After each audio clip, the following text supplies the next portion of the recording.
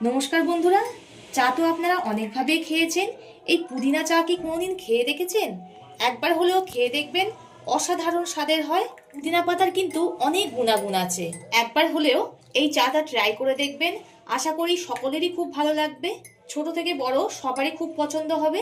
তো চলুন কথা না বাড়িয়ে কেমনভাবে পুদিনা চাটা করতে হয় দেখে নেওয়া যাক। নমস্কার বন্ধুরা, আবার নতুন ভিডিও নিয়ে আপনাদের সামনে হাজির হয়েছি। আমার চ্যানেলটা নতুন হয়ে থাকলে চ্যানেলটিকে সাবস্ক্রাইব করে আমার পাশে থাকবেন। এখানে আমি পুদিনা পাতা নিয়ে নিয়েছি। পাতাগুলোকে বেছে নেব, শুধু পাতাগুলোই নেবো, ডাঁটিগুলো নেব না। ঠিক এইভাবে পুদিনার পাতাগুলোকে বেছে নেব। আমি 3 কাপ চায়ের মতো পুদিনা পাতা বেছে নিচ্ছি। আপনারা যত পরিমাণ চা করবেন সেই হিসাবে পাতাটা নিয়ে নেবেন। এই পুদিনা পাতা কিন্তু আমাদের শরীরের পক্ষে ভীষণ উপকারী। আর 3 কাপ চায়ের জন্য ঠিক এইগুলো পাতা নিলে হয়ে যাবে। পাতাটা খুব ভালো করে ধুয়ে নেব, 2-3 বার জল পাল্টিয়ে পাল্টিয়ে ধুয়ে নেব।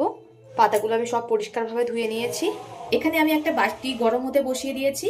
এতে দিয়ে দেব জল। নর্মাল টেম্পারেচারের জল দিচ্ছি। আপনারা যতটা পরিমাণ চা করবেন তার থেকে হাফ কাপ জল বেশি দেবেন, কারণ জলটা ফুটে কমে আসবে। জলটাকে ফুটতে দেব। আর জলটা একটু গরম হয়েছে, এতে অল্প করে আদা একটু গ্রেট করে দিচ্ছি। আদাটা পুরোটাই গ্রেট করে দিয়ে দিয়েছি। এবার ধুয়ে রাখা পুদিনা পাতাগুলোকে দিয়ে দেব। এবার জলটাকে একটু ফুটতে দেব। দেখুন জলের কালারটা কেমন চেঞ্জ হয়ে গেছে। এতে দিয়ে দেব 1 টুকরো তাল মিশ্রি। আপনারা চাইলে চিনিও ব্যবহার করতে পারেন। যেহেতু চিনিটা স্বাস্থ্যকর না, তাই আমি এখানে চিনি ব্যবহার করলাম না। জলটা খুব ভালো রকমই ফুটে গেছে। এবার এতে চা পাতা দিয়ে দেব। এবার গ্যাসটাকে অফ করে ঢাকা দিয়ে দেব। আমি এখানে যেটা লিকা চার পাতা সেটা ব্যবহার করলাম। আমি ঢাকাটা সরিয়ে নিয়েছি। দেখুন কত সুন্দর একটা কালার এসছে। এবার চাটাকে ছেঁকে নেব। এখানে আমি একটা কাপ নিয়ে নিয়েছি, একটা ছাঁকনি নিয়েছি।